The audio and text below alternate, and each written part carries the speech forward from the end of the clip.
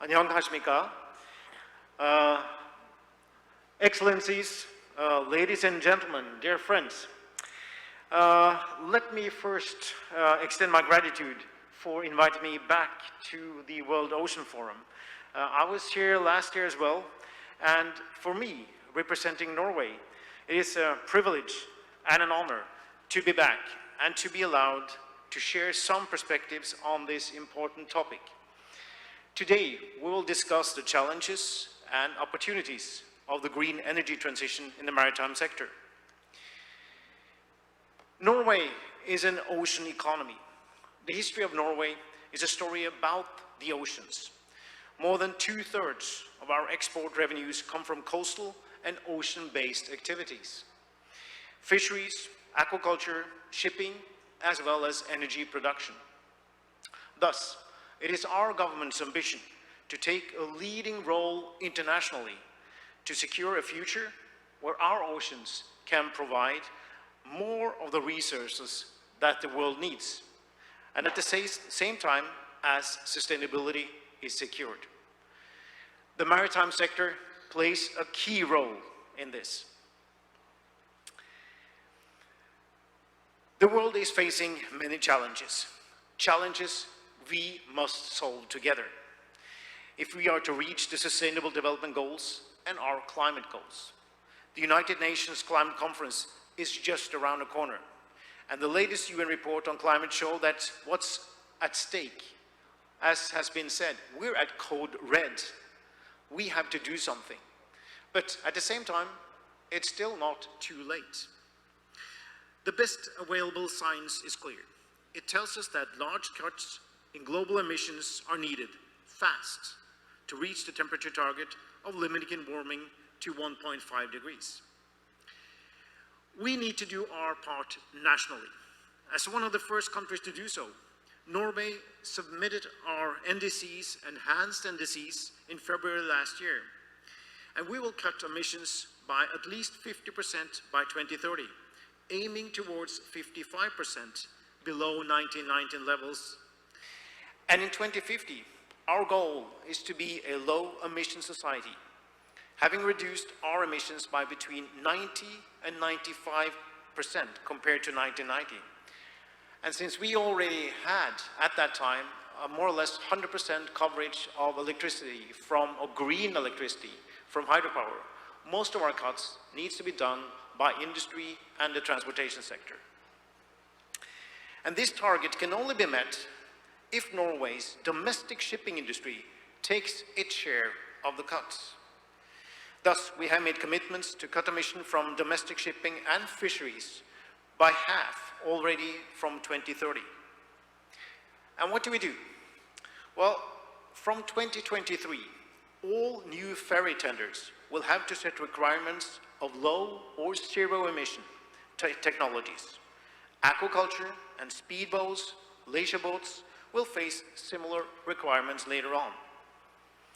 And the maritime industry is prepared to take its share of emission reductions, but investment in restructuring is required from both authorities as well as industry. And making greater use of modern energy in shipping, including hydrogen, is part of the answer. If we are to reach our objective of a low-emission society and promote clean and healthy oceans, we must successfully develop, adapt, and implement new technologies in several areas. Emission reductions in shipping can be achieved both through energy efficiency and by using energy from renewable sources and low-emission fuels. Norway's objective is to establish the most efficient and the most green maritime sector in the world. And the change in the maritime sector in Norway is happening fast, as we speak. The cruise ship operator Hurtigruten launched the world's first hybrid electric expedition cruise ship in 2019. And the Norwegian company Havila is also building hybrid ships, but with another type of technology. Their coastal cruise liners will run on LNG and battery power. And the use of LNG will cut carbon emissions by 25%, and the battery package will enable the vessels to sail emission-free from several hours at a time. And the Norwegian ferry company, Norled, constructed the world's first car ferry sailing on hydrogen, which was delivered earlier this year. And already next year, Norway will have more than 80 all-electric and hybrid ferries, lowering our emissions. And we have found that if we manage to have zero emission in the ferry sector, this will result in an emission reduction of 600,000 tons of CO2 every year. What's more, it can lead the way for hydrogen and other green solutions in long-range shipping.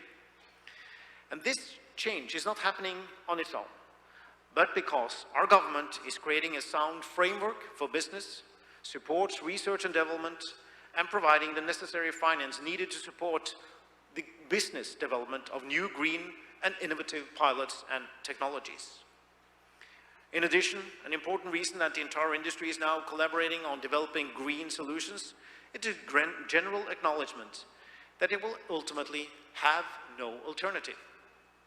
If they do not take action today, they may face substantial climate and environmental costs in the near future due to regulation and higher fees. They can't be sure that they will be able to get good freight rates for their ships. The value of their ships will then drop dramatically, just like it did for diesel cars in Norway after Norway introduced substantial incentives for emission-free cars. Our government firmly believes that by making it cheaper to be green and more expensive to pollute, we are creating a competitive advantage for our industries, because they will lead on green technology in the future. Progressive environmental policies offer great opportunities not only for growing industries, but also for jobs and economic growth in general. And I also want to emphasize that the green transition needs to include everyone. A global transition to zero-emission shipping should include assistance to developing countries, and Norway is supporting this through the IMO program, Green Voyage 2050, and we also welcome others on board. Dear friends, I have shared with you some of the opportunities that we have, and some of the challenges, and also some of the technologies that will shape our future, and also the increased ambitions of the Norwegian government. And our common challenge, whether we're industrials, representatives of governments, diplomats, is to combat climate change and make sure that we can limit global warming to 1.5 degrees. And I believe that the Republic of Korea and Norway will have great benefits in working together to enhance our efforts to achieve a sustainable and green maritime sector through political leadership, innovation, and close cooperation.